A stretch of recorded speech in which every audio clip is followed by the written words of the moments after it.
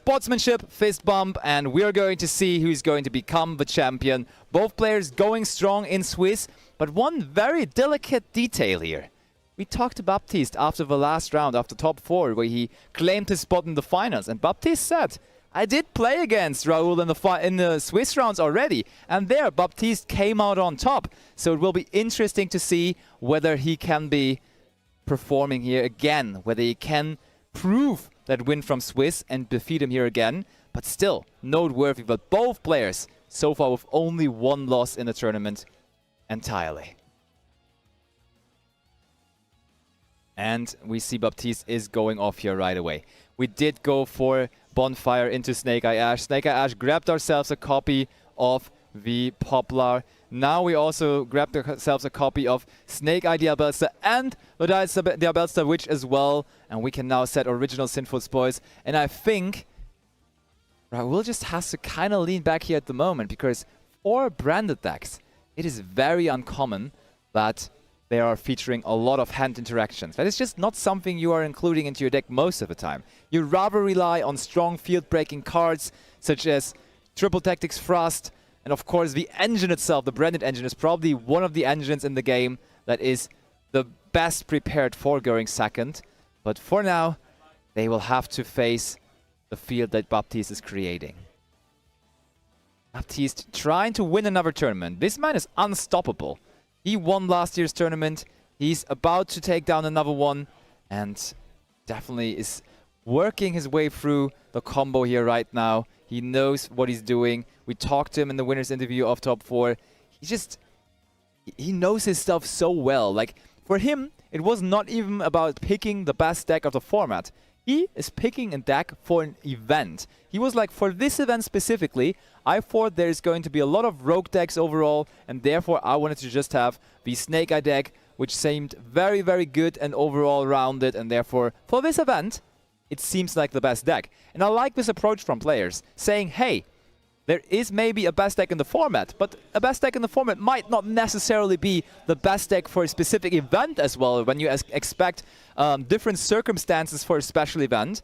And Baptiste, whether it is the best deck of the format, whether it is the best deck for the event, he definitely found a way to prove his deck here in this tournament, to pilot it all the way into the finals of this. And we're going for Anima. We're bringing out Snake Eye Diabelster here. And we are also going to use the effect of Snake Eye Oak here. And yeah, Raul just leaning back, waiting for the moment, waiting for his turn to shine. He defeated Alexander and his Chimera deck in top 4, coming out on top there between the two fusion decks.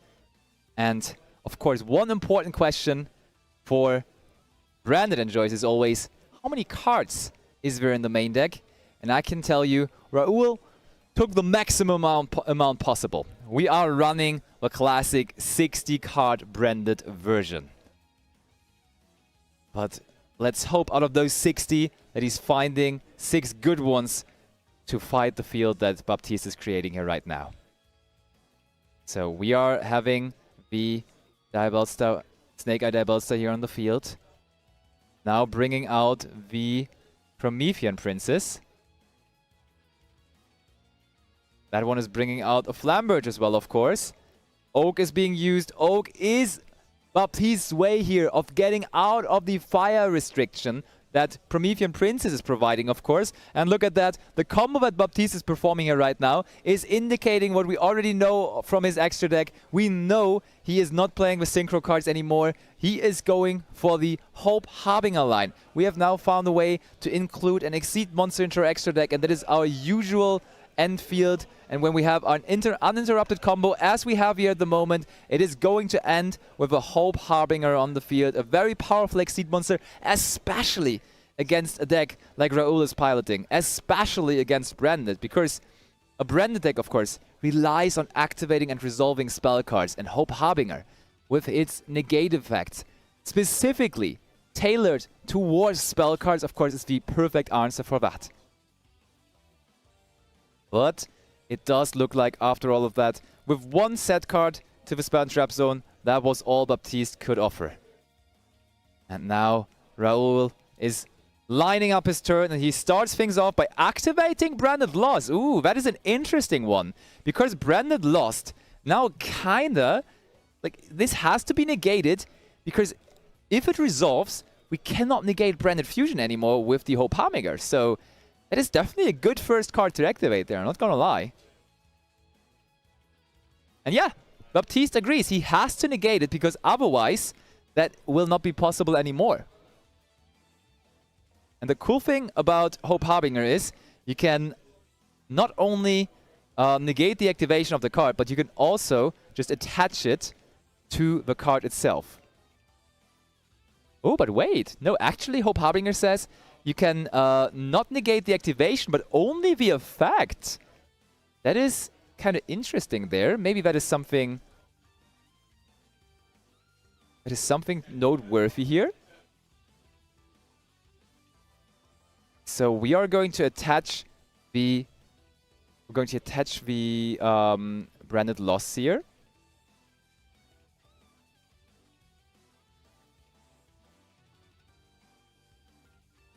Wait, we have to double check on Hope Harbinger. Is it correct in the way it is handled right now? Because Hope Harbinger really says it can only negate the effects, and I'm not sure whether right now there's the Branded Loss that does work in the way it is performed right now.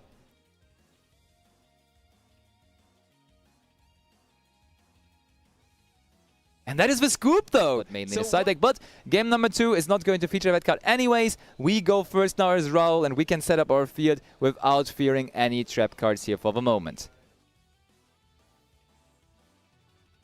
And we start things off by activating Pot of Desires. Wow, that is quite the start. Trading the top 10 cards of our deck out of our 60 card deck and drawing 2 cards after. Oh, Baptiste. It's tempting to use Ash Blossom and Joyous Spring on this, but then you don't have it for Branded Fusion anymore, of course, and therefore Baptiste allows it. He allowed himself a moment of thinking there too, because at least he's bluffing Ash Blossom, but it may as well be there, you know? So, what's next here for Raul? Does he find a way to play? Because when you look at the face cam, he doesn't necessarily look super satisfied, but he did find the normal summon of Aluber. Is that normal summon of Aluber going to be met with anything? It is indeed. There comes an effect Veiler, and Raul is talking to Baptiste, laughing. Does that mean he has a way to go further? Or is that really just a situation of not many options for him? Oh, he's leaning back. He sets a card and passes it over. Baptiste, after sweeping 2-0 in the semifinals, may as well do it again here. And he starts things off with Terraforming in his deck. Not only able to search out the Snake Eye Field Spell, but also the Pressured Planet Race-Off. Race-Off is being activated. Grabbing himself a copy of course, Kashtira Unicorn here. And then we summon out the Unicorn, use its effect, and Raul is just shuffling his hand there, but it doesn't look great because we also get that Kashtira Birth now. Is there also Snake Eye Engine in his hand though? Does he have access to Snake Eye or Diabellstar cards? Because those are of course the main engine of his deck. Those are the cards that are going to win him the game. And there is Wanted, which is his way into both of these engines. Grabbing the Snake Eye Diabellstar, which then in the end of course is trying to get himself a copy of... Ooh, wow, we can discard Snake Eye. We can... I'm already calling it Snake Eye, but we can discard Kashtira Fenrir here. And we before just added Kashtira Birth, so we can bring back the Kashtira Fenrir even. And that is indeed what we're going to do. Kashtira Birth summons back Fenrir. Now having the option, of course, to also use the effect of Fenrir. Grabbing himself another copy of itself. That is Fenrir number 2, ladies and gentlemen. And we have not even normal summoned. So if we want, we can... Baptiste won last year's National with pure Kashtira. But now he could just normal summon the Fenrir, and that would already be enough to then go for game. We could just still kind of have pure Kashtira gameplay. We do not even need to normal summon it. We banish it face down. That is some damage through the Kashtira Fenrir. Unicorn with the field spell. I pretty much am sure that this is enough damage to probably go for game here. Is it going to be the deciding game? Yes, it is. Baptiste with a very quick and impressive 2